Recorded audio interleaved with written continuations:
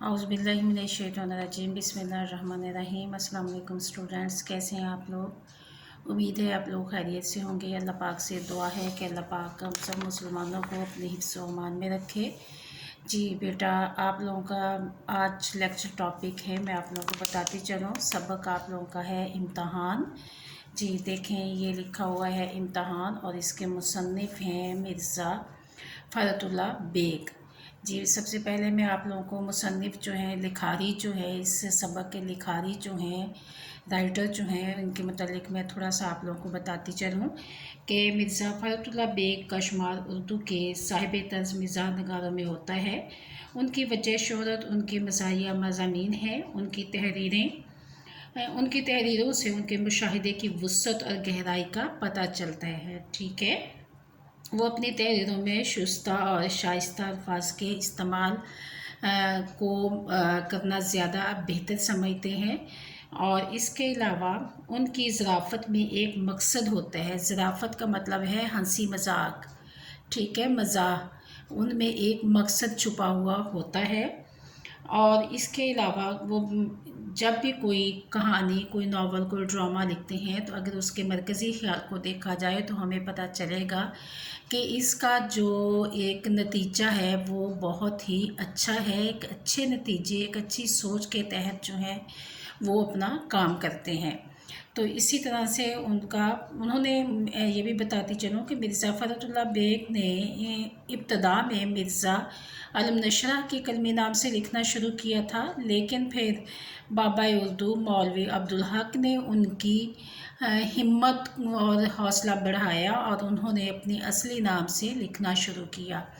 बेटा, तारुफ में से जैसा कि मैंने आप लोगों को पहले बताया है कि आप लोगों ने मुसन्निफ़ की लिखारी की तारीख़ पैदाइश व वफ़ात को याद करना है, कहाँ पैदा हुए और इसके अलावा कहाँ तालीम हासिल की, और उसके अलावा आप लिखेंगे, इनका याद करेंगे कि उनके लिखने का अंदाज़ कैसा था और उनकी अहम तसानीफ़ क्या हैं और मिर्ज़ा फ़रतुल्लाह बेग इब्तिदा में किस कलमी नाम से लिखते थे। ये भी आपके MCQs में आ सकता है। और सबक का माखज़ क्या है और सबक इम्तहान के मुसन्निफ़ कौन है। ठीक है, ये आप लोगों के MCQs होंगे। और सबक इम्तहान में मैं आप लोगों को बताती चलूँ कि सबक इम्तहान में क्या बताने की कोशिश की गई है कि हर सबक का एक मरकज़ी ख़्याल होता है। जब आप उस मरकज़ी ख़्याल को ज़हन में रखते हुए उस कहानी को या उस मज़मून को याद करने की कोशिश करते हैं तो आपके लिए आसान हो जाता है। जी, इसका मरकज़ी ख़्याल मैं आप लोगों को बताती हूँ कि माया नाज़ मिर्ज़ा अदी फ़रतुल्लाह बेग अपने मज़मून इम्तहान में हमें बताते हैं कि इम्तहान में कामयाबी के लिए जो शर्त लाजिम है वो सिर्फ़ और सिर्फ मेहनत है। ठीक है, जो तलबा मेहनत से जी चुराते हैं और दीगर आसान ज़राए अपनी कामयाबी ये समझते हैं कि दीगर जो ज़राए हैं वो अपना कर कामयाबी को हासिल कर लेंगे, वो गलत है और वो हमेशा नाकामी और शर्मिंदगी का सामना करते हैं। जो तलबा अपने घर वालों को धोखे में रखकर किताबों को हाथ नहीं लगाते वो इम्तहान में नाकाम व नामुराद ठहराए जाते हैं।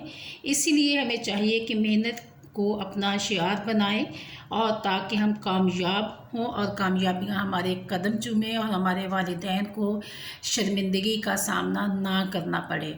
अब इम्तहान में एक ऐसे तालिब इल्म की कहानी बताई गई है जो कि अपने वालिदैन को धोखा देता है और ये नाटक करता है कि वो पढ़ाई कर रहा है, उसे पढ़ने का बहुत शौक़ है, जिस बिना पर वालिदैन बहुत ज़्यादा खुश होते हैं कि उनके बेटे को पढ़ने का शौक़ हो गया है। और देखते हैं, मैं आप लोगों को बताती हूँ स्टेप बाय स्टेप कि इस कहानी में, इस मज़मून में क्या चीज़ बताई गई है।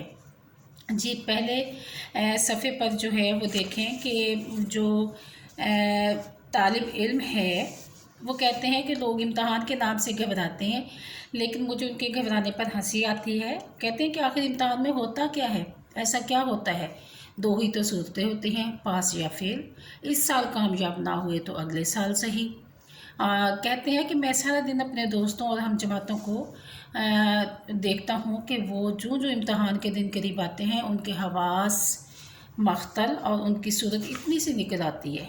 हवास मख्तल का मतलब कि उनकी हालत ख़राब हो जाती है, बिगड़ जाती है और सूरत इतनी सी निकल आती है, यानी कि इम्तहानों की परेशानी की वजह से। लेकिन कहते हैं कि मुझ पर तो इम्तहान का ज़रा भी असर नहीं होता, ज़रा रत्ती बराबर भी असर नहीं होता, और मुझे बहुत अफसोस होता है कि मेरे दोस्त जो हैं उनकी ये हालत क्यों हो जाती है। और कहते हैं कि मैं तो सारी ज़िंदगी इम्तहान दे सकता हूँ, लेकिन पढ़ने और याद करने की शर्त अगर उठा दी जाए। ये साहब बताते हैं कि मैंने जब ला क्लास में दाखिला दिया तो मैं सारा दिन अपने दोस्तों के साथ बाहर घूमता रहता, क्योंकि मुनशी साहिब जो थे वो मेरे दोस्त थे, और इस तरह से वो हाज़िरी मेरी लगा देते। और मेरे घर वाले ये समझते कि मैं पढ़ाई में मसरूफ़ हूँ, और मैं एक दिन ऐसा आएगा कि मैं बड़े बड़े वकीलों का मुकाबला करूँगा। कहते हैं कि 2 साल ऐसे ही गुज़र गए, और बिल्कुल भी मेरा पढ़ने में कोई रुझान नहीं था, कोई शौक़ नहीं था। लेकिन वालिदैन हर वक्त ये समझते थे कि मैं बहुत ज़्यादा मेहनत कर रहा हूँ, और इंशाल्लाह एक न एक दिन कामयाबी मेरे कदम चूमेगी। मगर मैं कहता है कि मैं भी एक ऐसा शरीफ इंसान हूँ कि जिसने एक बूढ़ा और बुढ़िया यानी कि बाप और वालिद और वालदा को धोखे में रखा, और ऐसे इनको धोखा देना कोई बहुत बड़ी बात नहीं है। इनको आराम से धोखा दिया जा सकता है। कहते हैं कि जब इम्तहान की डेट नज़दीक आ गई तो मैंने अपने वालिदैन से कहा कि मेरी इम्तहान की तैयारी नहीं है, और इसके अलावा मैंने ये भी कहा कि मुझे इम्तहान की तैयारी के लिए कोई कमरा चाहिए। तो कहते हैं कि मेरी वालदा ने अपना कमरा ख़ाली कर दिया, और मैंने ये किया कि कमरे की जो दरवाज़े और खिड़कियाँ जो शीशे की थी उन पर कागज़ लगा दिए, और लैंप रोशन करके सो जाता। और रात को अगर मैं कहता कि मुझे रात को कोई आवाज़ ना दे, क्योंकि मैं पढ़ाई में मसरूफ़ होता हूँ, और जब मुझे कोई आवाज़ देता है तो मैं परेशान हो जाता हूँ, इसलिए और कहते हैं मैं जल्दी सो जाता और सुबह को देर से उठता, और घर वाले ये समझते हैं कि मैं पढ़ाई में मसरूफ़ हूँ। और उसके अलावा ये बताने की कोशिश की गई है कि जो कहते हैं कि जब मुझे डेट शीट मिल जाती है, मैं इम्तहान देने के लिए कमरे इम्तहान में जाता हूँ, तो मेरे दिमाग में ये 2 बातें होती हैं कि इंशाल्लाह या तो कोई मेरी कम हैसियत मुलाजिम जो है वो मेरी मदद करेगा, या फिर मैं किसी दूसरे का पेपर देखकर अपना पेपर हल कर लूँगा, या फिर ये कि किसी छोटे मुलाजिम को इनाम देकर, रिश्वत देकर मैं अपना पेपर जो है किसी अच्छे पेपर से तब्दील कर लूँगा, और इस तरह से मैं पास हो जाऊँगा। लेकिन कहते हैं कि जब मैं कमरे इम्तहान में पहुँचता हूँ तो मेरी तमाम उम्मीदों पर पानी फिर जाता है, क्योंकि वहाँ पर जो निगरान होते हैं वो बहुत ही सख्त होते हैं, और वो मुझे इधर उधर भी देखने नहीं देते। जब भी मैं दूसरे बच्चे के पेपर की तरफ देखने की कोशिश करता हूँ तो मुझे कहते हैं कि जनाब अपने पेपर पर नज़रें रखें। और मैं परेशान हो गया कि अब मैं क्या करूं, क्योंकि इम्तहान के इतने घंटे जो हैं वो कमरे इम्तहान में गुजारना बहुत मुश्किल है कि अगर आपको कुछ आता भी ना हो। कहते हैं कि जब पेपर तकसीम हुआ तो मैंने तमाम पेपर को पढ़ लिया, मुझे मालूम नहीं था कि पेपर किस मज़मून का है। तो मैंने आखिरकार जो वहाँ पर निगरान थे उनसे पूछा कि ये पर्चा किस मज़मून का है, तो वो मुस्कुराए, ज़बान से तो कुछ ना बोले मगर पर्चे के उन्वान पर उंगली रख दी। उस वक्त मुझे मालूम हुआ कि ये उसूल कानून का पर्चा है। कहते हैं मेरा दिल खिल गया, यानी कि मैं बहुत खुश हुआ, और मैंने कलम उठाया और लिखना शुरू कर दिया कि उसूल कानून पर तो कुछ भी लिखा जा सकता है, हर बंदे को अपनी राय देने का हक़ है। इस तरह से कहते हैं मैंने काफ़ी सारा जो है वो लिख लिया, और मुझे इस बात की खुशी थी कि अब इंशाल्लाह जो है मैं पास हो जाऊंगा। और कहते कि जब मैं कमरे इम्तहान से बाहर आता हूँ तो फिर मैं अपने वालिद साहब को बताता हूँ कि पेपर जो है बहुत मुश्किल था। तो वालिद साहब जो हैं वो मेरी बात सुनकर कहते हैं कि कोई बात नहीं बेटा, तुमने मेहनत की है तो इंशाल्लाह कामयाबी ज़रूर होगे। मैंने वालिद साहब को बताया कि कमरे इम्तहान में क्या सिचुएशन थी।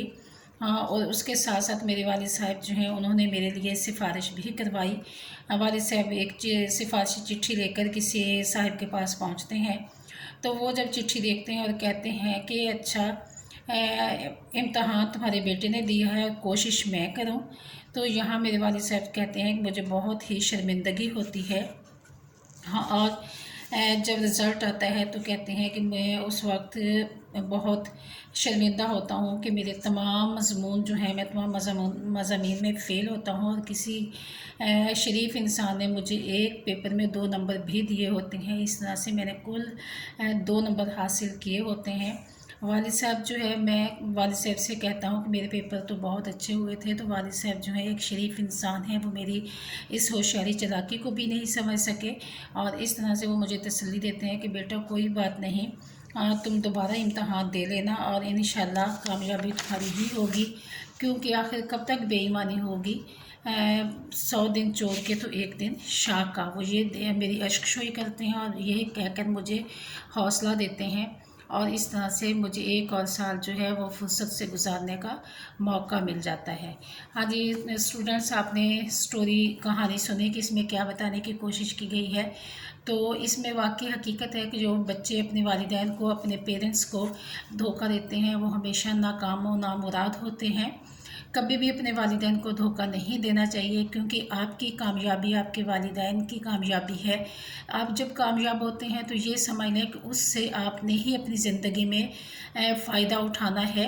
आपके वालिदैन जो हैं वो आपकी कामयाबियों के कामयाबियों के लिए दुआगो होते हैं, क्योंकि वालिदैन का असल मकसद यही होता है कि हमारी औलाद जो है वो ज़िंदगी में हमेशा कामयाब हो, उन्हें माली वसाइल का भी मसला ना हो, वो हर तरह से खुश हो और खुशहाल ज़िंदगी गुजारें। तो जो बच्चे वालिदैन को धोखा देते हैं तो नाकामी हमेशा उनका मुकद्दर होती है। ओके क्लास स्टूडेंट्स, अल्लाह हाफ़िज़।